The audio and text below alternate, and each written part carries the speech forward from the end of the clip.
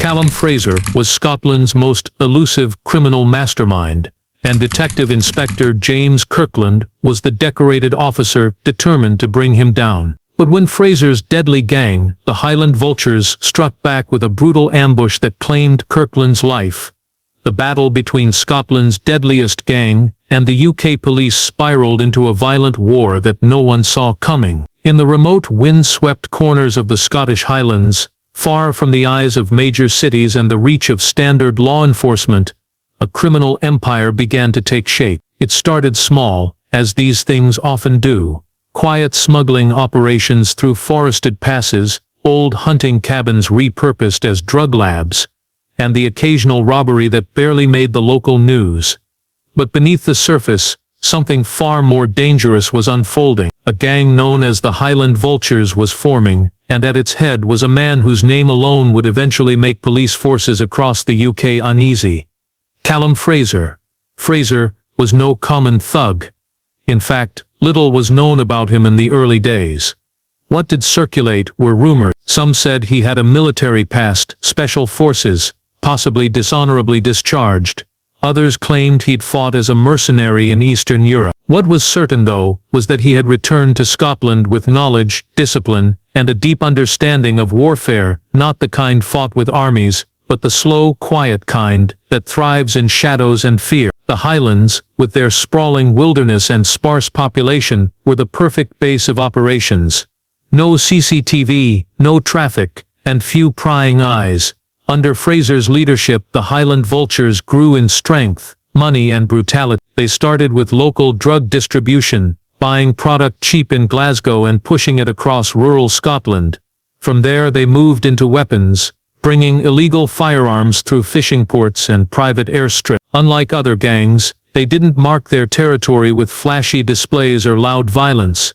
Instead, they operated with terrifying precision. Rivals were removed quietly. Those who owed money disappeared. No threats were made, only consequences delivered. One of the reasons the Vultures remained undetected for so long was their lack of visible presence. Members were often older than typical gang affiliates. Many in their 30s and 40s, often ex-military or former criminals who had disappeared from urban gangs. They used rural farms and abandoned estates as training grounds and storage sites. Farmers were bribed, sometimes blackmailed. In one case, an entire village was said to have turned a blind eye in exchange for cash and protection. There were whispers of secret roads built through the forests, and tunnels dug beneath old castles. Most of it sounded like myth, but some of it, investigators would later learn, was true. Fraser himself rarely showed his face. He communicated through burner phones, coded notes and trusted messengers. Few people had met him in person, and those who had either joined him or vanished. He built his gang like a covert operation, enforcing silence with ruthless efficiency. Even among his own ranks, loyalty was monitored. Betrayal, even suspected, was punished quickly and without mercy. For years the Highland Vultures were little more than a ghost story to the police, a whispered threat that couldn't be traced. But all that changed when their influence began spilling out of Scotland and into the rest of the UK. Robberies in Manchester bore their signature.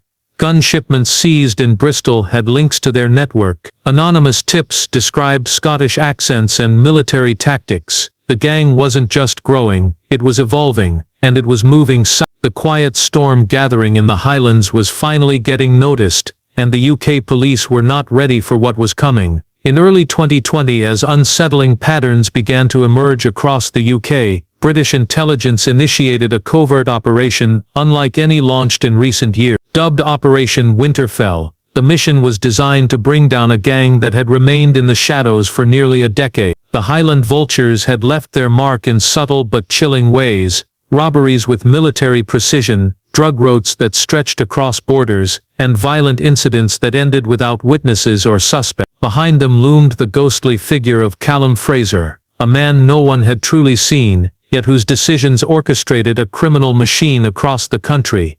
The early stages of Operation Winterfell were defined by frustration and dead ends. Officers combed through cold cases in the Highlands, trying to find connections between decades-old crimes and the Vultures' current activities.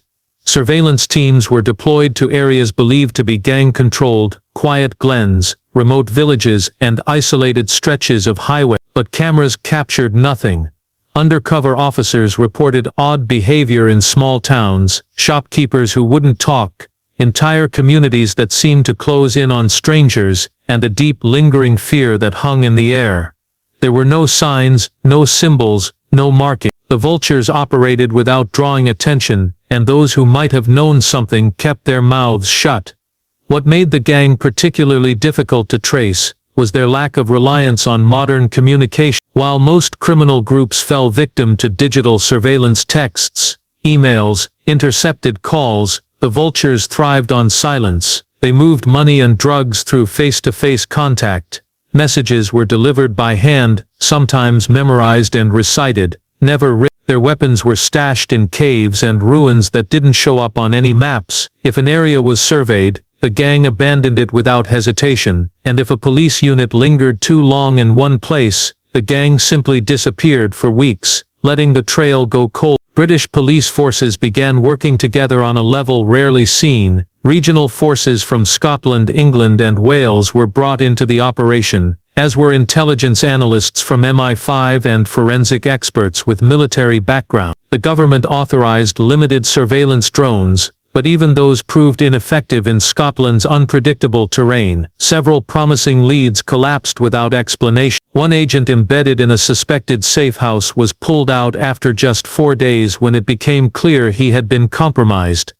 No threats were made, but he found a vulture emblem carved into the side of his car. Despite the setbacks, a growing stack of evidence showed the gang's influence expanding rapidly. Drug overdoses in Newcastle bore the chemical signatures of vulture-distributed heroin. Guns used in violent crimes in Birmingham matched shipments intercepted off the Scottish coast. Reports from prisons revealed that vulture members were recruiting inside, spreading their doctrine of secrecy and obedience. It became clear that this wasn't just a rural gang defending its turf. The Highland Vultures were building a network, efficient, invisible, and deeply entrenched. Operation Winterfell shifted focus. It was no longer just about surveillance or arresting low-level members. The mission had a new priority: find Calum Fraser, isolate his command structure, and cut the head off the snake before it struck again. But what no one knew yet was that Fraser already had eyes inside the investigation, and every step police took was being watched. Calum Fraser was not a name found on any official criminal watch list. He didn't appear in social media searches, didn't own property in his name, and had never been arrested. To most, he didn't exist, but to those within the intelligence community, Fraser was quickly becoming a figure of deep concern. Behind every major move by the Highland Vultures, his presence was felt, an invisible hand guiding the gang's growth from a backwoods outfit into a national threat. Unlike typical gang leaders who craved attention and control, Fraser remained in the background, orchestrating operations with a level of precision that pointed to extensive military training and an understanding of psychological warfare. Bits and pieces of his story emerged as Operation Winterfell deepened. Fraser had reportedly served in the armed forces, possibly in special operations, though his official military file was sealed. He disappeared from public record around After that there was nothing. No bank activity, no medical records,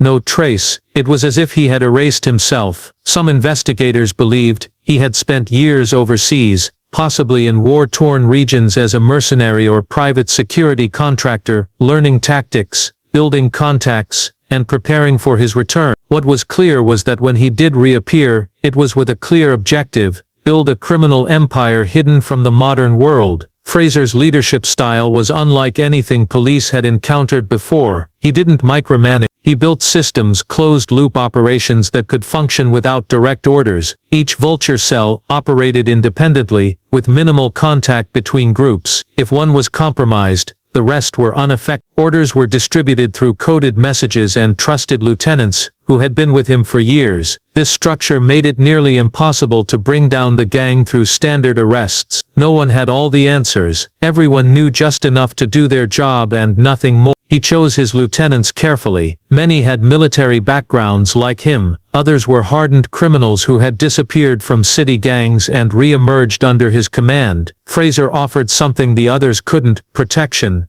money and purpose, but he demanded absolute loyalty. Disobedience wasn't tolerated. Traitors didn't get second chances, they simply vanished. The estate where Fraser was believed to live became the stuff of legend among law enforcement. Deep in the Highlands, hidden behind miles of private land and surrounded by dense woodland, the estate wasn't marked on any map. Aerial footage suggested multiple buildings, camouflage structures and even heat signatures underground, possibly bunkers or storage facilities. Locals nearby refused to speak about it. Some claimed not to know it existed at all. Others gave vague warnings about keeping to the main roads and not wandering too far into the hills. What terrified investigators most wasn't just Fraser's ability to evade capture, it was his foresight. He seemed to predict raids before they happened. He adjusted routes before surveillance teams even deployed. Confidential information leaked just before operations launched. Someone or perhaps several people were feeding him intel. The closer they got, the more slippery he became. Police were not just chasing a gang, they were chasing a man who had prepared for war and built an empire on silence, trust and fear. Calum Fraser wasn't hiding, he was waiting. By the middle of 2020, it was no longer just Scotland that felt the grip of the Highland Vultures. What began as a tightly controlled operation in the Highlands had evolved into something far more dangerous. The gang's influence started creeping into England, reaching cities like Manchester, Liverpool and even London, and it didn't happen slowly. It was a calculated spread, carefully planned and ruthlessly executed. The Vultures weren't expanding, they were invading. What alarmed investigators most was how seamlessly the gang adapted to new environments. Most rural-based criminal groups struggled when they entered major cities, often clashing with local gangs or drawing attention from police. The Vultures, however,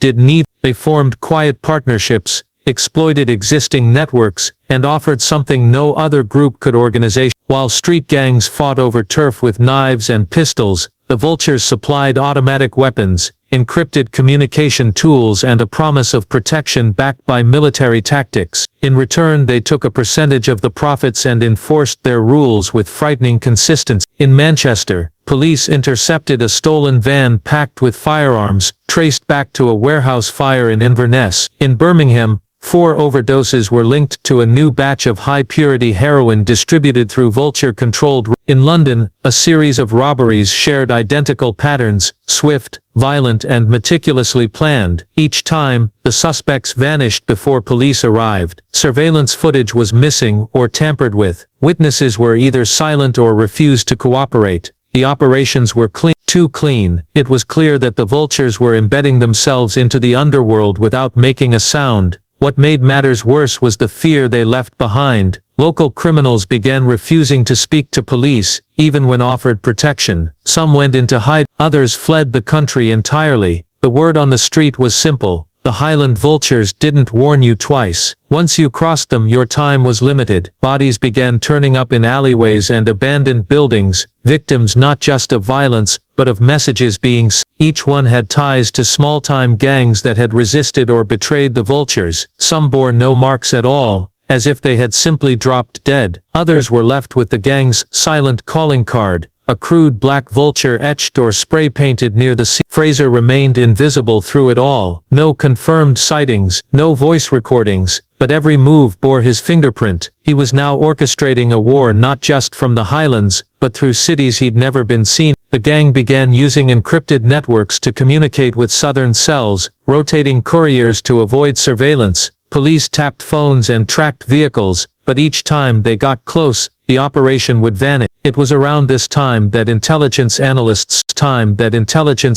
started to see the bigger picture. Fraser wasn't expanding for profit, he was building a network of influence. Drugs and weapons were just tools. What he wanted was power, control over the underground economy, the ability to manipulate supply and demand, and the leverage to corrupt or silence anyone in his way. The gang's expansion was not just about money, it was about creating a system where Fraser could pull strings from the shadows and never be seen. On the evening of September 18, 2020, acting on what appeared to be a high-level tip, British police prepared for what they believed would be a major breakthrough. Intelligence had indicated that a Highland Vultures convoy was transporting a shipment of weapons from Scotland into northern England. The route had been identified, a stretch of the A74M motorway near the border, remote enough for interception and isolated enough to avoid civilian interference. Units were mobilized under extreme secrecy. Helicopter support was held on standby. Every precaution was taken. But what police didn't realize was that the entire operation had been compromised from the start. Just after 10 p.m., marked and unmarked police vehicles surrounded the target location. Officers took positions along the roadside, waiting for the suspected vehicle to appear. It never came. Instead, as the teams moved into position, a series of controlled explosions tore through the scene. Roadside signage, once assumed to be ordinary infrastructure, had been rigged with homemade devices packed with nails and ball bearings. The blast injured 6 officers instantly. Before anyone could regroup,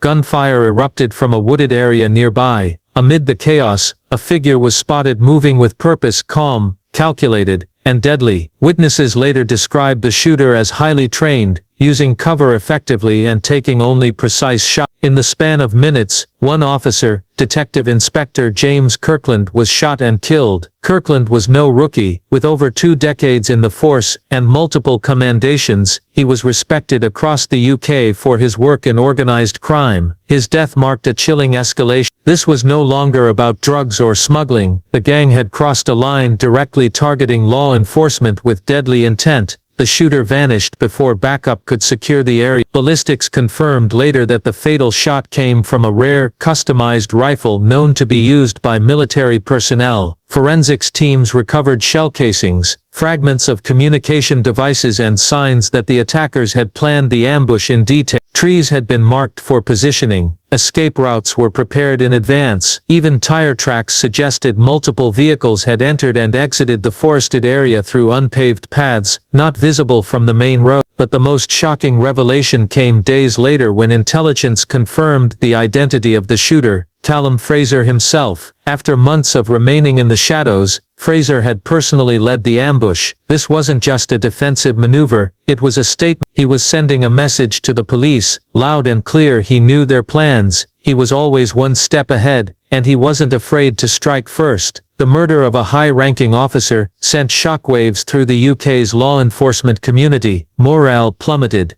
Fear spread. The once theoretical threat posed by Fraser and his gang had become horrifyingly real. There were immediate calls to shut down the operation, to pull back until more intelligence could be gathered, but others argued the opposite. They believed this was the moment to push harder, to break the vultures before Fraser could regroup. What none of them knew, however, was that the worst was still to come. Fraser hadn't just outsmarted them, he'd infiltrated them. In the days following the deadly ambush, the atmosphere inside Operation Winterfell shifted dramatically. The murder of Detective Inspector James Kirkland wasn't just a tactical blow, it was a psychological one. Officers who had once pursued the Highland Vultures with confidence now looked over their shoulders. Meetings were held behind locked doors. Phones were checked twice. Trust, once the foundation of any police operation, began to erode. Investigators started asking the uncomfortable question that had lingered in the background for months.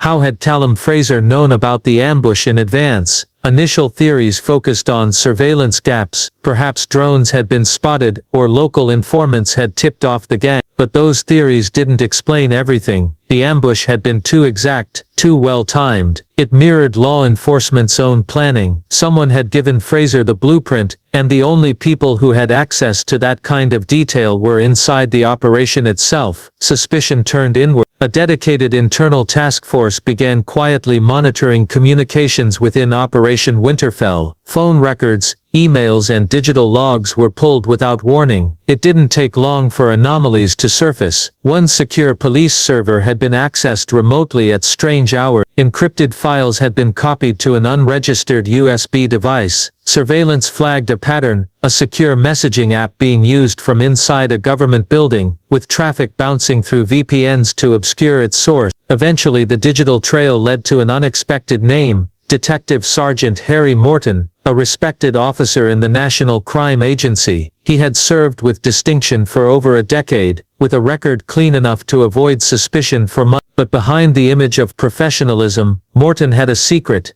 he was a mole, and for nearly 2 years, he had been leaking sensitive information to the Highland Vultures. When authorities raided Morton's home in the outskirts of Glasgow, the evidence was overwhelming. Hidden in a garden shed was a metal lockbox containing over £800,000 in cash, along with burner phones, shredded documents, and a collection of forged identification cards. Inside his home, investigators found a laptop with encrypted correspondence between Morton and a contact known only as Northwind, believed to be Calum Fraser himself. Messages detailed police raid plans, officer names, even surveillance schedule. In return, Morton had received monthly payments, each delivered in person by a courier who never used the same location twice. Under questioning, Morton revealed little. He remained calm, silent, and uncooperative. He admitted nothing, denied everything. But the forensic evidence was damning, and within days, he was formally charged with conspiracy, corruption, and aiding a known criminal organization. For the officers still chasing Fraser, the arrest of Morton changed everything. It confirmed what many had feared all along. The operation was compromised from within. More importantly, it meant that Fraser hadn't just been reacting, he had been planning his moves based on insider knowledge. Every failure, every missed arrest, every operation that went wrong suddenly made sense, and if one mole had gone undetected for years, how many others could still be inside? With trust shattered and the stakes higher than ever, Operation Winterfell entered a new phase, no longer just a hunt for a gang, but a purge of betrayal buried deep within the system. With DS Harry Morton exposed and in custody, the investigation took a darker and more complex turn. While Morton's arrest was seen publicly as a breakthrough, behind the scenes, the revelations only deepened the crisis within Operation Winterfell. The scale of his betrayal had not yet been fully understood. Analysts and cybercrime specialists began combing through every digital trace Morton left behind. Among thousands of encrypted messages and deleted files, they found something unexpected. A small, highly secured USB drive, disguised as a key fob and buried inside a tool compartment in Morton's shed. After hours of decryption, the contents of the drive were revealed. Inside was a digital map, a satellite image of Scotland and northern England, overlaid with dozens of red circles, black X's and coded markers. Each one represented something: locations of suspected safehouses, routes used for smuggling weapons and drugs, storage sites, and possible meeting points. But one cluster of symbols stood out. At the western edge of the Highlands, near a rarely visited inlet on the shore of Loch Duick, a single set of coordinates was marked with a gold star and labeled in code, Site G. The area was wild and uninhabited. No structures appeared on recent satellite images. No roads led directly to the site.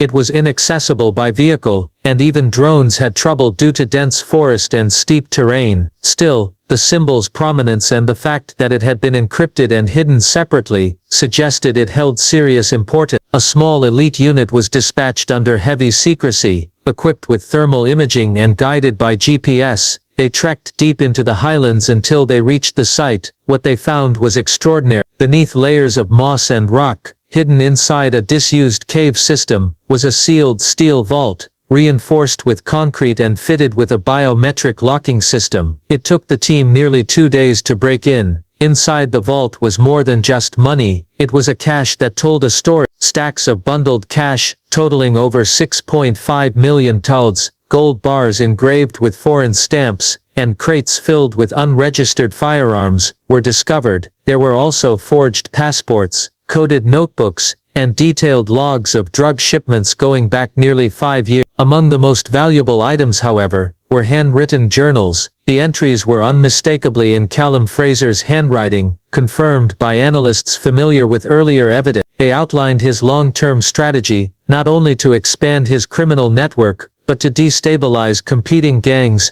and outmaneuver the police by placing insiders at key pressure points. One journal listed several names under the heading Trust Line. Some were known criminals, others were untraceable, but a few belonged to individuals within the UK justice system, names not yet part of any public investigation. After the dramatic raid that ended Calum Fraser's reign, the immediate reaction within law enforcement was one of cautious relief. The man responsible for some of the UK's most violent crimes was finally dead. But the work was far from over. The Highland Vultures were not a one-man operation. They were a sprawling network carefully constructed to withstand even the loss of their kingpin. Now, authorities faced the difficult task of dismantling an organization built on secrecy, fear, and ruthless efficiency. The captured enforcers at the lodge became critical sources of information. Under intense interrogation, some began to reveal fragments of the gang's inner workings, though their loyalty to Fraser complicated matters. They spoke of strict hierarchies, where even mid-level members had little knowledge of the gang's full scope. Orders came from above, and questions were discouraged. This compartmentalization was designed to protect leaders from exposure, but it also made piecing together the full picture like assembling a jigsaw puzzle, with missing pieces. Simultaneously, investigations into the trust line names found in Fraser's journals intensified. Several suspects linked to law enforcement and judicial circles were quietly placed under surveillance. Though most denied any wrongdoing, evidence began to mount against a handful of individuals who had facilitated the gang's operations. Whether by providing false information, turning a blind eye, or actively aiding in smuggling and money laundering, some of these people had been embedded in their roles for years, making the scope of the betrayal all the more shocking. Meanwhile, forensic teams continued to scour the remote vault near Loch Duach. Inside, they discovered another layer of Fraser's empire, an extensive archive of financial records detailing millions of pounds laundered through shell companies and offshore accounts. These records exposed a network of international contacts, bankers, lawyers, and corrupt officials who helped funnel the gang's profits around the globe. Tracing the money proved difficult, but it was a breakthrough in understanding the scale of the operation. Publicly, police reassured communities across Scotland and England that the gang was dismantled, but inside the force uncertainty lingered. Several lower-level members arrested during the months following Fraser's death remained tight-lipped. There were whispers of an emerging new leader, someone more ruthless and less visible. Some feared a violent power struggle within the Vultures could ignite a new wave of crime and retaliation. The murder of Detective Inspector Kirkland continued to haunt the force. His family received condolences from the highest levels of government, and memorial services were held across the country. His death became a symbol of the risks faced by those battling organized crime and corruption, yet it also served as a stark reminder that the fight was far from over. By early 2021, Operation Winterfell had transitioned into a long-term investigation focusing on rooting out corruption and rebuilding trust within law enforcement. Specialized teams were created to monitor gang activity, infiltrate remaining cells, and prevent any resurgence. The police also worked to strengthen relationships with communities affected by the Vultures, encouraging cooperation and information sharing. Though Calum Fraser was gone, the legacy of the Highland Vultures remained. The gang's reach, its sophisticated structure, and the shadow of betrayal inside the police force ensured that the story of Scotland's deadliest gang would not fade quickly. It was a grim reminder that in the world of organized crime, the battle for justice never truly ends. In the months following Calum Fraser's death,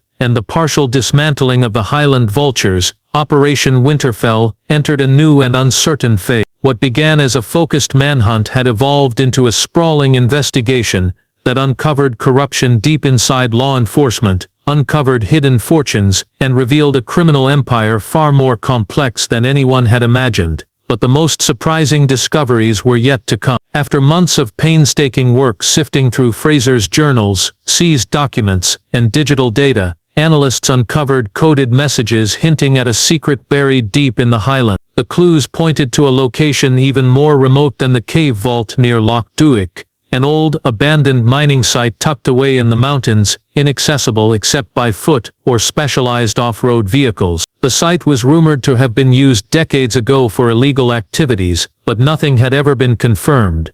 A small covert team was assembled to investigate. Equipped with geolocation tools, ground-penetrating radar, and expert mountaineers, the officers braved harsh weather and difficult terrain to reach the site. What they found was extraordinary. Beneath layers of soil and rock, hidden inside collapsed tunnels, was a trove of stolen goods, artifacts, weapons, cash and encrypted hard drives containing years of secret communication. Among the treasures was a detailed ledger revealing the gang's financial dealings going back 10 years, including payments to unknown contacts and unexplained transfers. Perhaps most disturbing was the discovery of evidence suggesting the gang's influence had stretched into political circles. Letters and recordings pointed to hush money paid to local officials to turn a blind eye to the gang's operations. There were also documents referencing efforts to manipulate legal cases, sway votes, and intimidate witnesses. This was a web of crime and corruption that reached far beyond the streets and into the halls of power. The final revelation came when forensic analysts decoded a set of encrypted messages buried within Fraser's digital file. These messages revealed the existence of an elaborate system designed to continue the gang's operations even after his death. It wasn't just a contingency plan, it was a blueprint for survival. The gang had invested heavily in fake identities, shell companies, and remote communication networks. Even without Fraser, the Vultures could keep moving,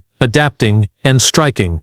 For law enforcement, the discovery was both a warning and a call to action. The Highland Vultures were not just a gang, but a well-oiled machine built to endure. Fraser's death had dealt a severe blow, but the structure he created was resilient, and many of its parts were still active. The operation shifted focus to rooting out these remnants, targeting financial channels, and preventing any attempt at resurgence. As the dust settled, the story of Calum Fraser and the Highland Vultures became a case study in the dangers of organized crime intertwined with corruption. It exposed vulnerabilities in law enforcement, the challenges of policing remote areas, and the cunning of a man who operated in shadows few could see. The gang's legacy was a reminder that crime could be as much about power and control as it was about money, and that sometimes, the deadliest enemies are the ones hiding in plain sight. Operation Winterfell continues today, a quiet but relentless fight to ensure that Scotland and the UK never again fall prey to a criminal empire as dangerous and far-reaching as the Highland Vulture.